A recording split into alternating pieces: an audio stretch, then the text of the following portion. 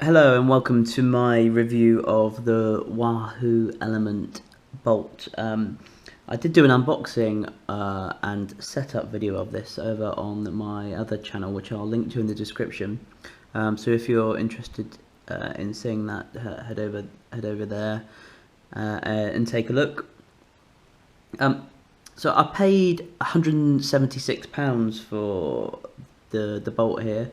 That's with the Wiggle Platinum discount, but it retails for about £200, which sets it just slightly cheaper than the Garmin 520. I've had it for about 5 weeks, I think, so I've done about 700 kilometers. So I thought I'd do a bit of an early review. Now I've had time to give it a good run. I had a few longer distances and plenty of small short 30k rides.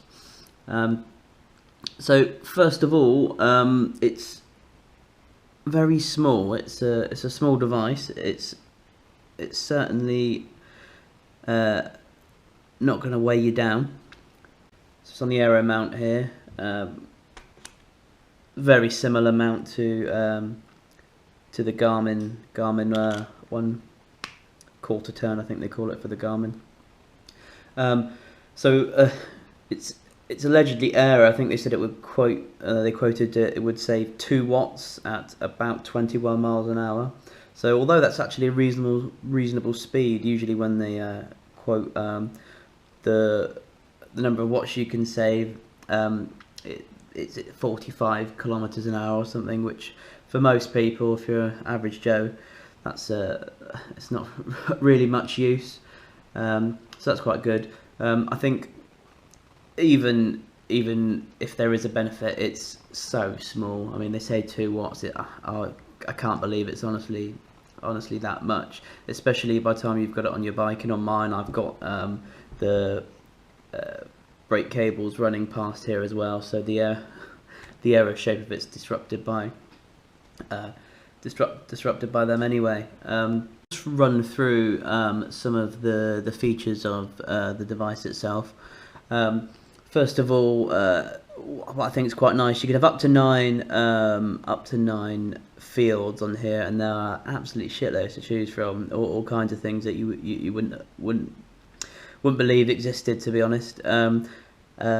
However, once you've set up a view like this, you can easily zoom in and remove the bottom ones by pressing this here until you're left with just a few left, which I think is quite nice. If you're doing a time trial or something, you may want to just focus on your watts and maybe your speed, so you can get rid of all the other stuff on the page. It's very easy to set up these pages. You can have as many as you like. There are a few standard ones, which I'll flick through in a second, but you can add as many as you like of this style with just customizable fields. These say NA because that's from my power meter, my cadence sensor, and my heart rate monitor. Those 3 are all off. To swap to the next page, you just simply press the page button here, and you can see I've got another page of 9 fields, and all of these are to do with power for a given ride. The next one is one of the standard ones, which is the climbing page, and it actually shows you the gradient of where you are on along a route, so you can see what's coming up and how far away you are from the crest of a climb. The other fields on here you can customize, but the sort of gradient line graph thing at the bottom stays where it is. So this is the map, and you'll see that this is me there. It's really quite clear and easy to follow. I've had absolutely no problems looking at the map at all. You can zoom out, and it does show you some of the sort of suburb names. But you never see the road names on here, and to be honest, on a screen this size, it's completely useless. Anyway, it does rotate automatically so you're facing the right way. If I just load a route, so you can see that, and hopefully see the line which you would be following. It hasn't rotated itself, unfortunately, but you can just see this sort of like little jagged chevron line which is telling me to go down this road here. Really easy to follow, and directions pop up along the bottom if you're not on the screen, or along the top if you are on the screen, so you can still see your map. These are segments which I've starred on Strava. Brilliant little feature that. I think you could do this in Garmin. I've never actually used it on a Garmin because I've upgraded from a Garmin 500. I know that you can do it on the 520 and the 820. It tells you when to go when you're approaching a segment, and how far you've got until that segment starts, and it also tells you how far you are behind your PR pace as you're going up along the segment. Absolutely perfect. All syncs automatically with Strava. You can see here it's connecting to my Wi-Fi, and then it will download the latest segments if I start anything new, and then we're back to the main page. You can decide if you want the backlight on or off. So that's the backlight off. To be honest, in daylight, the backlight off is absolutely perfectly fine. Do not need it at all. I've had no problem whatsoever seeing the screen. It's only because we're indoors. You can see the benefit of having it there, or if it was nighttime, obviously. You can set your location to outdoors or indoors depending if you're on a trainer, and here you can see the sensors that I've got connected. When you are connected, particularly for power meter, you can just press calibrate there to calibrate the meter, and you can add sensors. It's so easy to use. It's absolutely brilliant.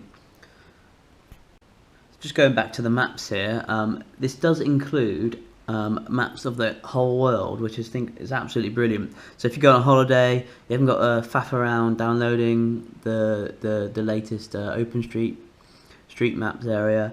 It's just all on there. No faffing around like there is with Garmin. I think it's got 300 megabytes storage, and you've got loads of space left on there, even with the maps on there. It's just nice to know that you haven't got to muck around.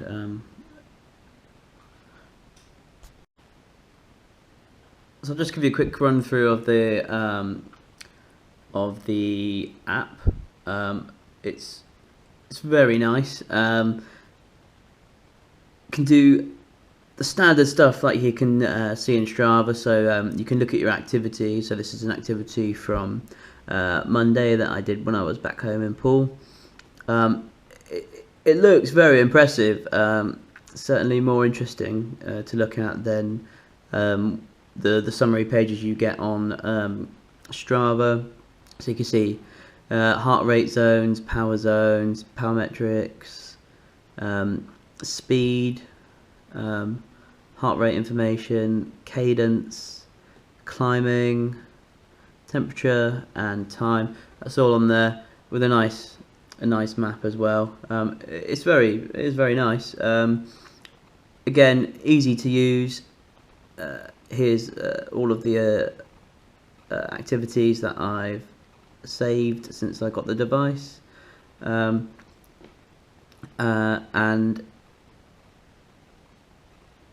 once you go back to here, this is the main screen for controlling the route. So you can choose a route, as I've just demonstrated on the device, one that's already automatically downloaded from Strava or from Ride with GPS, or you can go into the app here.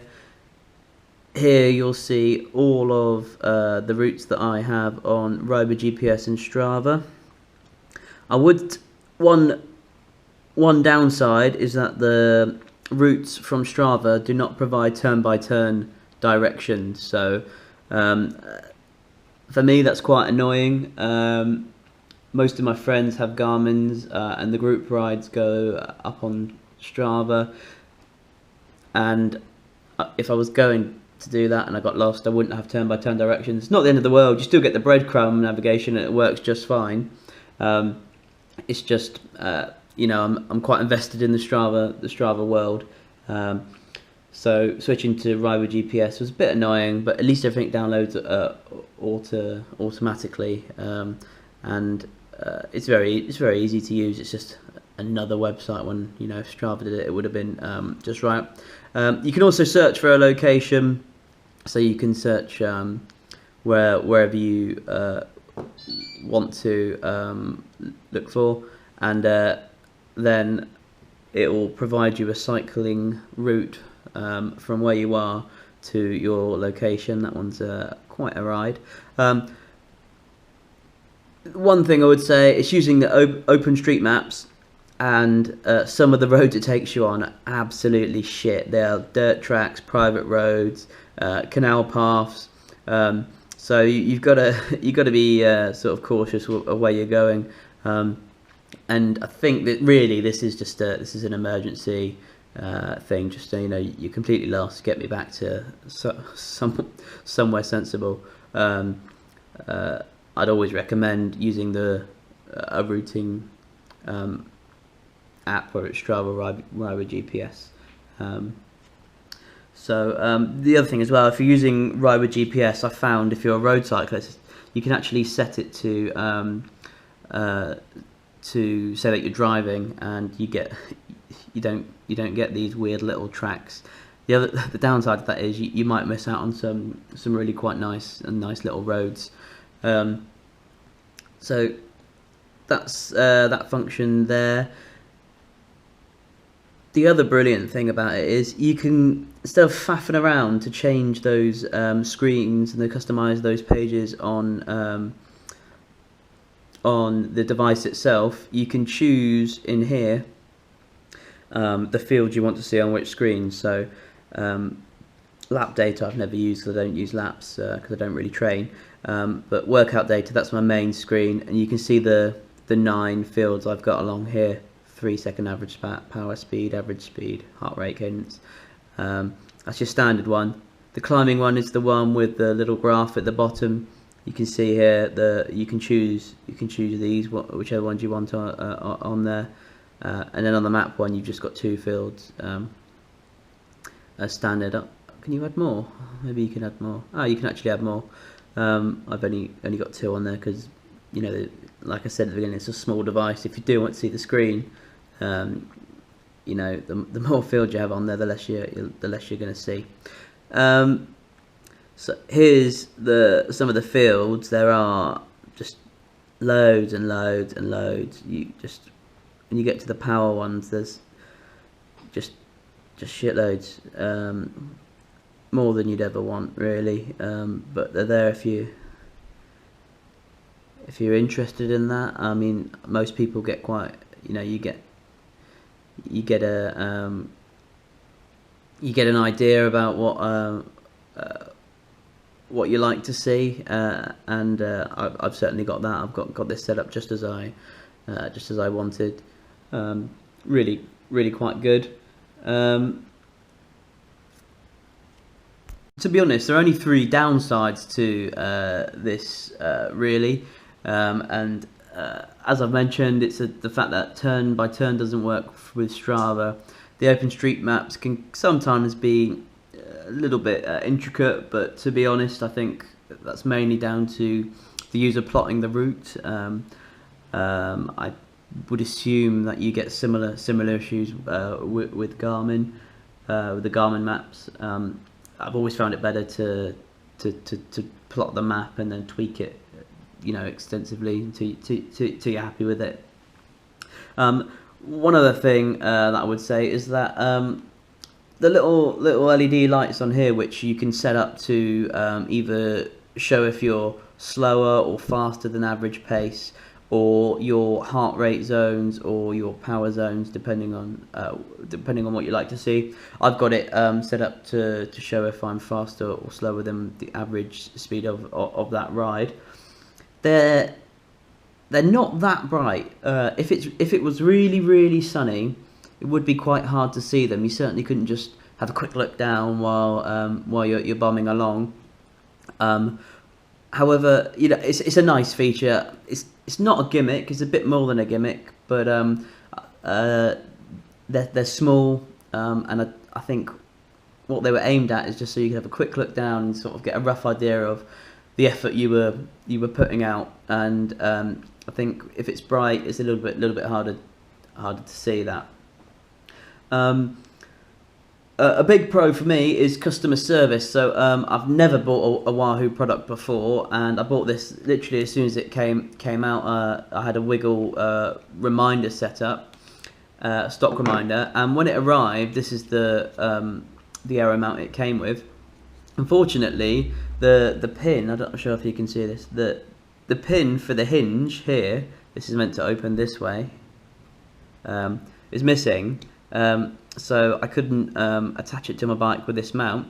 So I messaged them. They've got like an online chat thing. They're based somewhere in the US, to say that the one in the box was missing this. And in a couple of minutes, the girl had got me a packaged one of these, FedExed it, popped it in an envelope, FedExed it to me, and given me the tracking code in the conversation. And 2 days later, in the UK, another mount arrived, which is what's on my bike at the moment. Absolutely brilliant. I mean, you know, it's a very minor point. It was probably nobody's fault. Somehow just slipped through quality control, but they resolved it straight away.